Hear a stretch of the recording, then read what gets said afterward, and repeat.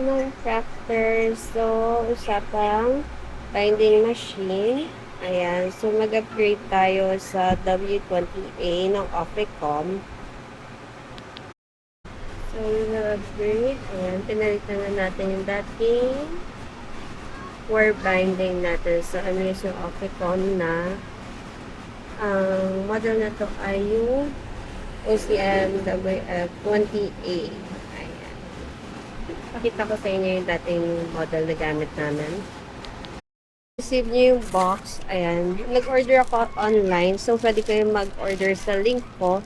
So, may styro yan sa loob. Tapos, ito yung machine.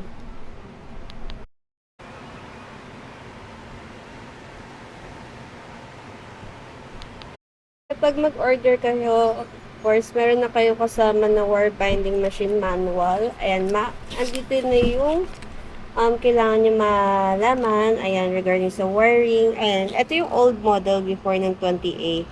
Nasa likod yung pinaka-hook niya. Ngayon, andito na sa unahan yung hook ng mga wires. Ayan. So, ito yung dating gamit namin. Hindi siya Officom, pero para itong ginaya sa Officom na W12M. Ayan. So, ito, ang difference niya sa ganitong model, ayan, pakita ko sa inyo. Meron siyang mga button na pwedeng hindi makat. Ayan. Ito kasing luma, yung 12M, naka-fix lang siya. And yung number ng sheets na mababind niya is may limit lang din kapag ito yung gagamitin nyo. Unlike ito, kung ito ay 10 sheets, ito up to 20 sheets ng ATGSM, pwede mo siya i-bind. Yung wire, ayan, sa hook, dito lang yan parehas. So, ito updated na rin siya. So, sa unahan na rin siya para hindi kayo mahirapan. Before kasi yung dating model is nandito sa likod, kaya hindi ito yung binibili ko. Pero, nag-upgrade na sa Officom. Dito na rin sa unahan yung pag-hook ng mga wire. Ayan, pagdating naman dito sa may pag-ipit ng wire, ayan, pahiga naman to dito. Ayan, pahiga. So, mag-create ako ng video paano rin kayo mag-ipit ng wire using itong W12M. And ito naman, ipapasok nyo naman dito. Tapos, tsaka nyo ipababa. Ayan.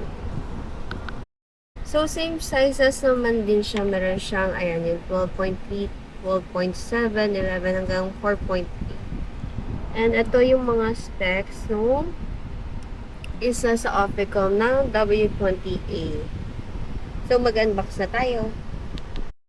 Pag-collect ng mga nabubutas natin, meron yung dito na hinihila. Ayan. Mas malaki yung capacity nito kasi dun sa old model na ginagamit ko.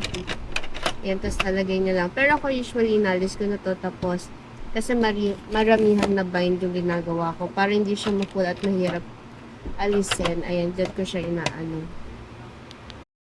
Gilid ng machine, may makikita kayo dyan na pwede nyo i-pull. So, ito yung margin. Kung ano yung gusto nyo, ito. Kung gusto nyo butas ng margin sa mismo i-cut nyo. Ayan. Ayan yung margin.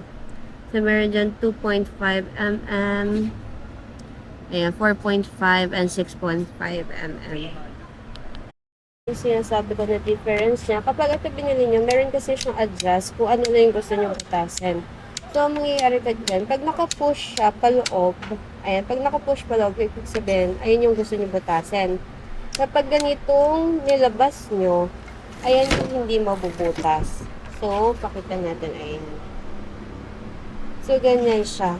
So, kuwari, merong mga 1/4 lang naman yung ibubutas nyo. A5, ayan. Maganda itong gamitin itong W20A ng Officom. If you guys other have question regarding sa mga machine for binding, ayan, don't hesitate to comment sa comment section.